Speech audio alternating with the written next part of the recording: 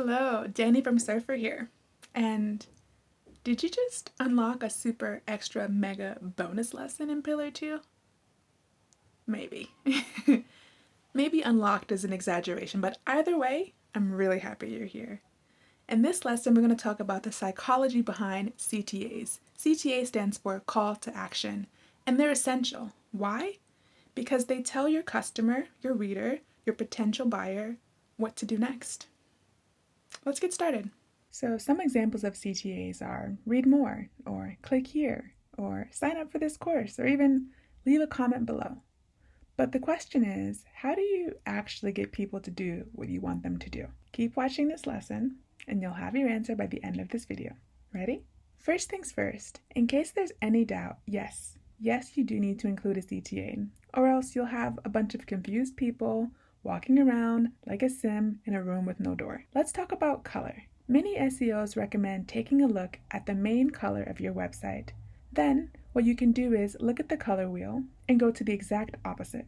If your website is mostly green, try a red button for your CTA. This is a surefire way to make sure that your button will pop off the page and grab the user's attention. But Danny, every color is my brand color. Okay, so I'm going to tell you why that's maybe not the best thing to do. So if every color is your brand color, then your brand is not recognizable because it's everything. And apart from that, it can be a bit overwhelming to the senses. There's very much a science to color. Our eyes and brains like some colors more than others. I mentioned before that if your website is green, then go with red, right? Now, does that mean you should choose fire engine red? Absolutely not. It's harsh and usually signals danger or alarm. That's not what we want people to feel when downloading our lead magnet or booking a seat to our event, right? Play around with the shade of colors to make sure that they're both complementary and attractive. Once you've decided on a color to use for your CTA, stick with it. This is called color discipline, and it signals to the user that when they see this color, it's time to click or take action. You really want to be consistent here. So what if you have two CTAs? Think about this scenario.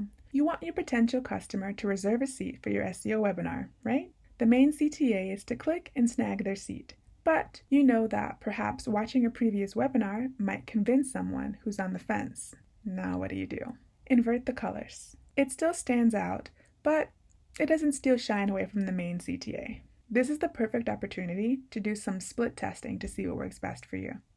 Now that we've chosen a color, it's time to write our CTAs. Here are 5 tips to writing a killer, can't say no CTA.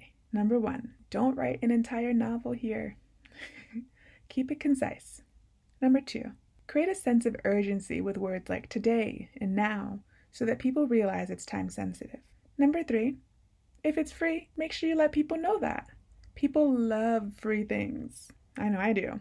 Number 4, use a verb that incites action.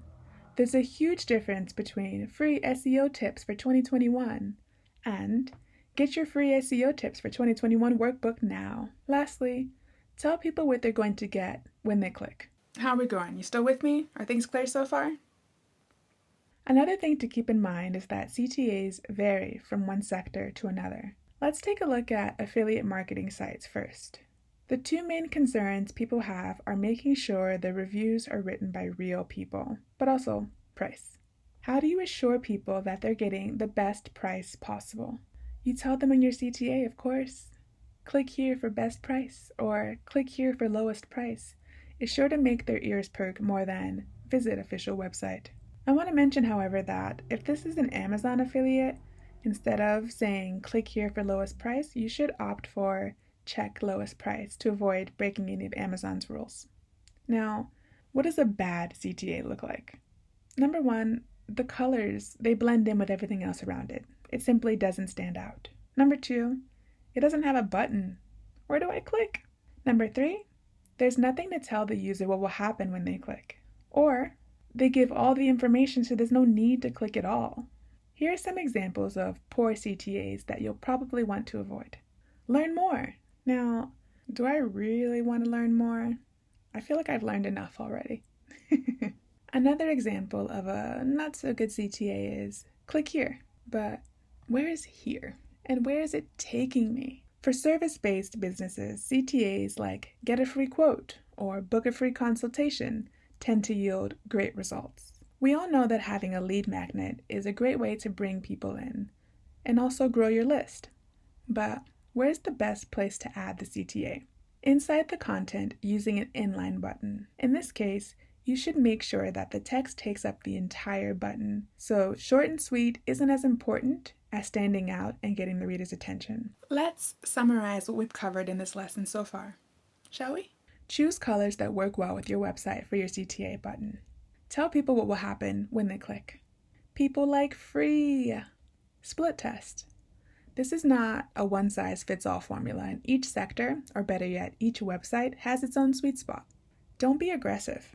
If you're talking about SEO basics, placing a CTA in the first paragraph to join a 3-month SEO bootcamp will not attract people the way you think it will.